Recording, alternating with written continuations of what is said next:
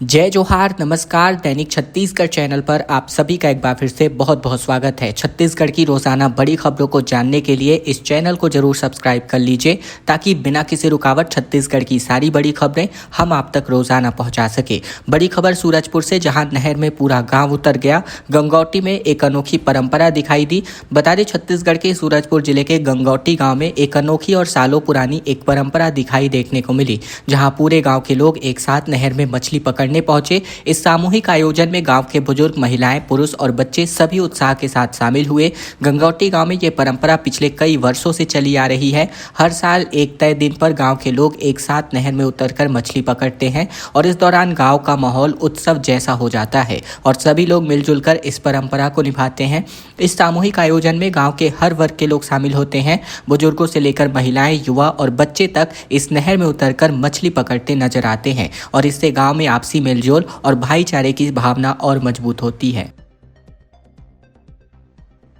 8 करोड़ का अफीम उगाने वाले भाजपा नेता की गिरफ्तारी हो गई है। पार्टी ने सस्पेंड कर दिया है, जबकि भूपेश बघेल ने कहा कि कौन मंत्री और विधायक इसमें सम्मिलित हैं, सरकार जरूर बताए। दुर्ग जिले के समोदा गांव में अफीम की खेती करने वाले भाजपा नेता विनायक ताम्रकर समेत कुल 3 आरोपियों को पुलिस ने गिरफ्तार कर लिया है। विनायक ताम्रकर ने अपने खेत में 5 एकड़ में अफीम की खेती की थी, जिसकी कीमत 7 करोड़ 88 लाख रुपए आकी गई है। पुलिस ने पूरा अफीम जब्त कर लिया है। अफीम उगाने की जानकारी मिलने पर 6 मार्च को पुलिस ने रेड मारी थी। मामला सामने आने के बाद से पार्टी ने उन्हें अगले ही दिन सस्पेंड कर दिया। 7 मार्च को पूर्व मुख्यमंत्री भूपेश बघेल ने भी इस खेत में जाकर निरीक्षण किया, जहां अफीम की खेती करी गई थी। भूपेश बघेल ने कहा कि भाजपा नेता का फार्म हाउस तकरीबन 150 एकड़ में फैला हुआ है, जिसमें चारागाह की भूमि भी है। उन्होंने आरोप लगाया कि आरोपी का सांसद, विधायक और कलेक्टर के साथ उठना बैठना है, जिसके चलते प्रशासन ने कार्यवाही नहीं की। उन्होंने सवाल पूछा है कि इस अवैध खेती में कौन कौन से मंत्री विधायक शामिल हैं, सरकार बताए। छत्तीसगढ़ के बिलासपुर में धर्मांतरण को लेकर लगातार विवाद बढ़ता जा रहा है। बता दें कि डायल 112 के पायलट पर धर्म परिवर्तन कराने का आरोप लगा है। ये भी आरोप लगा है कि होली के दिन उसने कुछ लोगों के साथ मिलकर पड़ोस के ही रहने वाले परिवार के साथ मारपीट की और उनके घर में तोड़फोड़ करी गई। ये पूरा मामला सिरगिट्टी थाना क्षेत्र का है। मोहित राम खांडे अपने परिवार कुंद्रापारा में रहते हैं। पास में ही तोमन खांडे रहता है, जो डायल 112 के पायलट हैं। मोहित राम और तोमन आपस में रिश्तेदार भी हैं, लेकिन तोमन ईसाई धर्म को मानता है। आरोप है कि तोमन खांडे मोहित राम के परिवार पर धर्म परिवर्तन कराने का दबाव बना रहा था। विरोध करने पर उसने बाहर से गुंडे बुलाकर परिवार के साथ मारपीट करी और घर में भी तोड़फोड़ किया गया। इसके अलावा बता दें कि लगातार अब ये पूरा मामला बढ़ता जा रहा है और इसी कड़ी में बात करें तो घर में तोड़फोड़ करी गई। धर्मांतरण को लेकर बिलासपुर में पुलिस के सामने पिटाई करी गई और पीड़ित पक्ष ने कहा कि 112 के पायलट ने गुंडे बुलाकर पीटा। जगदलपुर में तेंदुए के आतंक के बाद गांव में घुस करके 3 लोगों पर तेंदुए ने हमला कर दिया और ग्रामीणों ने टंगिया लेकर इसको खदेड़ा। बता दें, छत्तीसगढ़ के बस्तर वन मंडल के बस्तानार क्षेत्र में होली पर्व के बीच तेंदुए ने हमला करके ग्रामीणों में दहशत फैला दी है। तड़के सुबह गांव में घुसे तेंदुए ने तकरीबन 3 ग्रामीणों पर हमला कर दिया, जिससे वे घायल हो गए और इस घटना के बाद आसपास के गाँवों में भय का माहौल बन चुका है। वन परिक्षेत्र अधिकारी प्रकाश ठाकुर से मिली जानकारी के अनुसार तेंदुए के हमले में 70 वर्षीय मोटली, 45 वर्षीय रामलाल पटेल और 30 वर्षीय हड़मे घायल हो चुके हैं, जिन्हें किलेपाल के अस्पताल में भर्ती कराया गया है।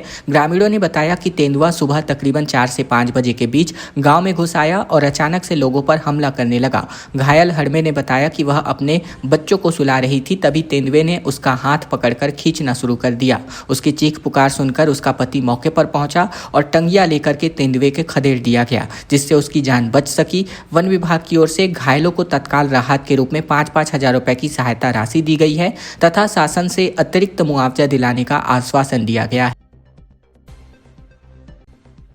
छत्तीसगढ़ में पेयजल संकट बरकरार है। पानी पर 20,000 करोड़ रुपए खर्च हो चुके हैं, लेकिन फिर भी नल और बोर पूरी तरीके से सूखे हैं। अब मल्टी विलेज प्रोजेक्ट चलाया जा रहा है। प्रदेश में मार्च के पहले पखवाड़े में ही तेज गर्मी ने कई जगहों के बोर सुखा दिए हैं। बता दें कि राज्य में कई इलाकों में पानी की किल्लतें शुरू हो चुकी हैं। यह स्थिति तब उत्पन्न हो रही है जब राज्य भर में अलग अलग विभागों ने वाटर सप्लाई के लिए पिछले तकरीबन 7 सालों में भिन्न भिन्न योजनाओं के नाम पर 20,000 करोड़ रुपए से ज्यादा खर्च कर दिए हैं। राज्य सरकार ने अब ग्रामीण इलाकों में भूजल संकट और दूषित जल वाले इलाकों में स्थायी समाधान के लिए मल्टी विलेज स्कीम शुरू कर दिया है। इसके अंतर्गत 4,527 करोड़ की लागत से 18 जिलों में 71 मल्टी विलेज योजनाएं शुरू की गई हैं। इस प्रोजेक्ट के अंतर्गत 3,000 से अधिक गांवों में शुद्ध पेयजल उपलब्ध कराने का लक्ष्य रखा गया है। पानी की सप्लाई के लिए गांव-गांव और शहरों में हजारों ओवरहेड वाटर टैंक बनाए गए हैं। नाले के गंदे पानी को साफ करने के लिए सीवरेज ट्रीटमेंट प्लांट तैयार किए गए हैं ताकि उस पानी का उपयोग फैक्ट्री और अन्य कार्यों में किया जा सके।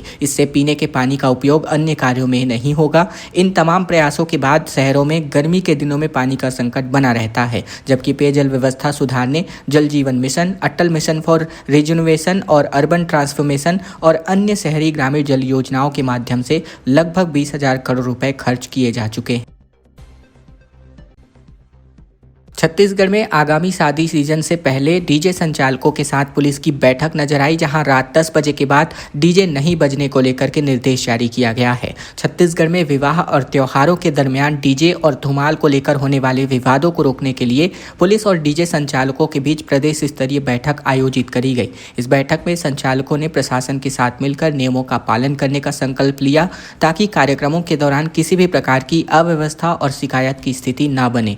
बैठक में तय किया गया कि शादी समारोह या अन्य कार्यक्रमों में 10 बजे के बाद डीजे और धुमाल के कार्यक्रमों पर पूरी तरीके से प्रतिबंध रहेगा। संचालकों ने ध्वनि प्रदूषण से जुड़े तमाम मानकों और निर्धारित डेसिबल सीमा का पालन करने की बात कही। साथ ही अन्य डीजे संचालकों को भी नियमों के प्रति जागरूक करने का निर्णय लिया गया। सीएसईबी का बकायादारों पर एक्शन देखने को मिल रहा है। 81 कनेक्शन काटे गए। सक्रिय उपसंभाग ने ये कार्यवाही की है।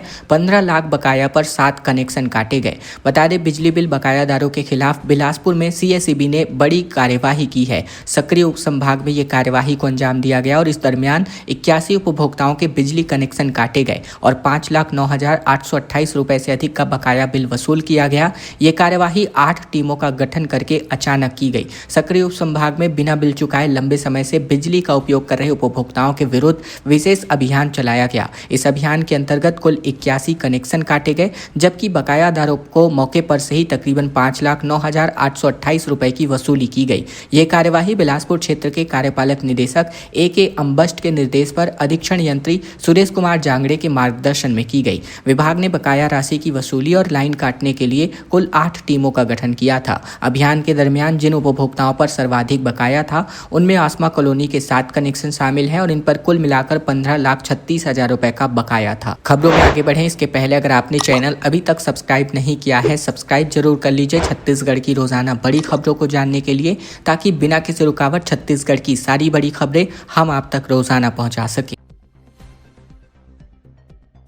छत्तीसगढ़ के 125 नक्सलियों ने तेलंगाना में सरेंडर किया। करोड़ों रुपए के हथियार पुलिस को सौंपे गए और नक्सली डेडलाइन के 24 दिन अब भी बाकी है। छत्तीसगढ़ के 125 नक्सलियों ने तेलंगाना पुलिस के सामने सरेंडर किया है। इस दरमियान तेलंगाना के मुख्यमंत्री रेवंत रेड्डी भी मौजूद थे। आत्मसमर्पण करने वाले कुल 130 नक्सली हैं, जिनमें से 125 छत्तीसगढ़ के हैं। मुख्यधारा में लौटने पर सरकार ने पुनर्वास नीति के अंतर्गत इन्हें कुल 4 करोड़ 18 लाख रुपए देने वाली है। समर्पित नक्सली अपने साथ बड़ी मात्रा में हथियार लेकर आए थे। इनमें एसांस राइफल, बीजीएल शामिल हैं। इन सभी हथियारों की अनुमानित कीमत करोड़ों में है। बता दें कि केंद्रीय गृह मंत्री अमित शाह के नक्सली डेडलाइन में अब 24 दिन ही रह चुके हैं। वहीं बस्तर आईजी सुंदरराज पी ने जानकारी दी कि बस्तर रेंज में पिछले 6 महीने में 1300 से ज्यादा नक्सली सरेंडर कर चुके हैं। इन 130 माओवादी कैडर में नक्सल संगठन के कई अहम सदस्य शामिल हैं।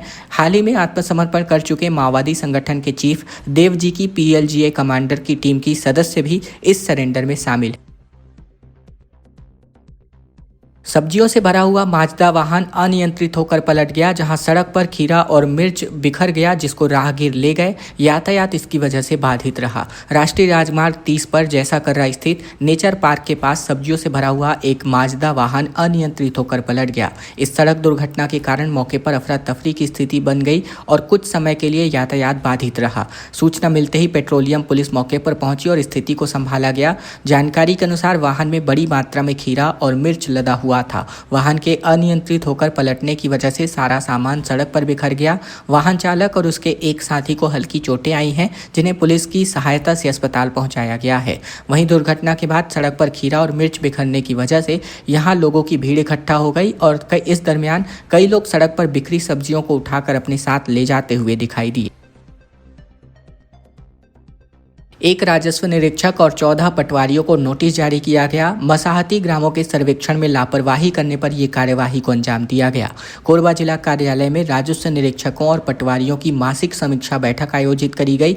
इस बैठक में मसाहती सर्वेक्षण कार्यों समेत अलग अलग राजस्व संबंधित कार्यों की विस्तृत समीक्षा की गई। मीटिंग के दरमियान कोरबा जिले में चल रहे कुल मिलाकर 113 मसाहती ग्रामों के प्रगति की समीक्षा की गई और अधिकारियों ने बताया कि इन ग्रामों में से 8 का अंतिम प्रकाशन और 12 का प्रारंभिक प्रकाशन हो चुका है, जबकि बाकी ग्रामों में मसाहती सर्वे का कार्य प्रगति पर है। राजस्व निरीक्षकों और हल्का पटवारियों ग्रामवार खसरों का सत्यापन समयबद्ध तरीके से पूर्ण करने का तथा राजस्व अभिलेखों में स्वच्छ प्रगति तैयार करने के लिए निर्देश जारी किए गए। समीक्षा में यह भी निर्देश दिया गया कि मसाहती ग्रामों के सर्वेक्षण कार्य की प्रगति की साप्ताहिक समीक्षा कलेक्टर की ओर से की जाएगी। सर्वेक्षण कार्य में अपेक्षाकृत प्रगति न होने के कारण राजस्व निरीक्षक और 14 पटवारियों को कारण बताओ नोटिस जारी किया गया है।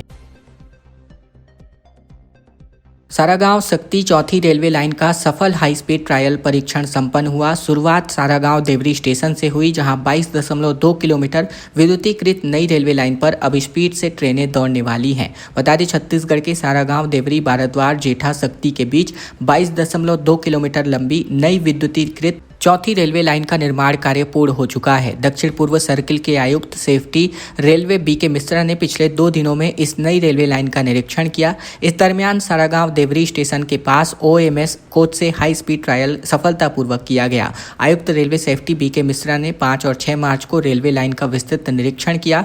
5 मार्च को निरीक्षण की शुरुआत सारागांव देवरी स्टेशन से की गई, जहां उन्होंने स्टेशन के केबिन, पैनल रूम और यार्ड का बारीकी से जायजा लिया। अधिकारियों से तकनीकी जानकारी दी गई। इसके बाद आयुक्त ने अपनी टीम के साथ सारागांव देवरी बाराद्वार जेठा सक्ती के बीच नई चौथी रेलवे लाइन का मोटर ट्रॉली परीक्षण किया और निरीक्षण के दरमियान इंटरलॉकिंग सिस्टम, पॉइंट और क्रॉसिंग, ओवरहेड इलेक्ट्रिफिकेशन यानी OHE तार व्यवस्था, पुल पुलिया, संपार फाटक और सिग्नलिंग उपकरणों की समेत सुरक्षा और संचालन से जुड़े तमाम पहलुओं की जांच की गई।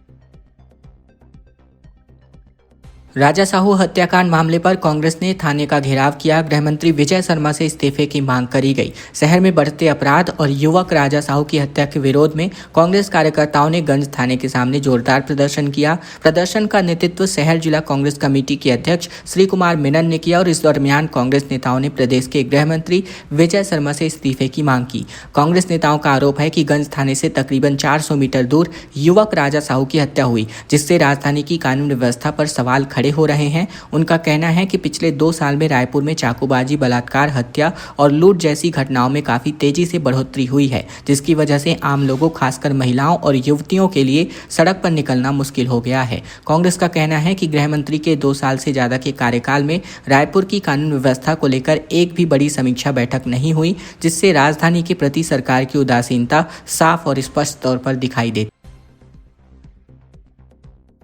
छत्तीसगढ़ में राज्य महिला आयोग की महाजन सुनवाई 10 मार्च को बिलासपुर में प्रस्तावित है, जहां महिला उत्पीड़न मामलों पर त्वरित न्याय यहां पर दिया जाएगा। इस जन सुनवाई का उद्देश्य संभाग भर से आने वाले तमाम महिला उत्पीड़न संबंधित मामलों का त्वरित निराकरण करना और पीड़ितों को न्याय दिलाना है। इसके अलावा यह जन सुनवाई सुबह तकरीबन 9 बजे से प्रार्थना भवन जल संसाधन विभाग बिलासपुर के सभा कक्ष में आयोजित होगी और आयोग की अध्यक्ष डॉक्टर किरणमन नाइक, जिनको कैबिनेट मंत्री का दर्जा प्राप्त है, इनकी अध्यक्षता में गठित न्याय पीठ इसकी सुनवाई करने वाला है। इस अवसर पर आयोग की सदस्य सरला कोसरिया और दीपिका सोरी भी उपस्थित होने वाली हैं। खबरों का सिलसिला बस यहीं तक का था। अगर आपको यह वीडियो अच्छा लगा है तो वीडियो को लाइक करना बिल्कुल मत भूलिएगा। चैनल पर नए हैं तो चैनल भी जरूर से सब्सक्राइब कर लीजिएगा, ताकि बिना किसी रुकावट छत्तीसगढ़ की सारी बड़ी खबरें रोजाना हम आप तक पहुंचा सके। तो इस वीडियो को लाइक और इस चैनल को सब्सक्राइब करने का छोटा सा काम आप लोगों को जरूर से कर लेना है।